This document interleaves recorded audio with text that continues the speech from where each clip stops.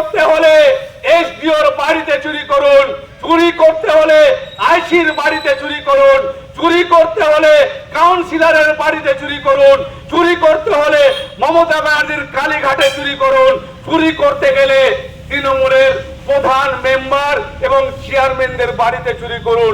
School বা সাধারণ মানুষের কাছে দয়া করে চুরি করবেন না। এবং আমরাই শেল্টার দেব। দেখবা 21শে জুলাই কত লোক হবে হকাররা ডিম ভাত খেয়ে আমাদেরকে প্রোগ্রাম সাকসেসফুল করে। ওরাই বলছে আবার হকাররা তৃণমূলের লোকের মানে পা থেকে মাথা পর্যন্ত গালি দেওয়া ছাড়ছে না।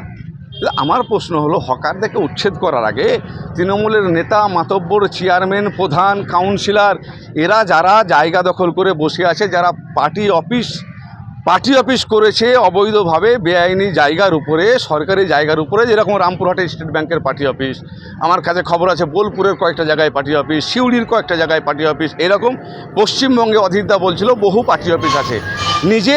নিজের ঘরকে আগে ঠিক না করে এরা বেকারের পেটে লাঠি মারতে আসছে। আমাদের কংগ্রেসের প্রশ্ন হলো বা ডিম্যান্ড হলো এই সরকারের কাছে যে হকারদের পুনর্বাসনের আগে ব্যবস্থা করুন, তারপরে হকার উচ্ছেদ করবেন। আর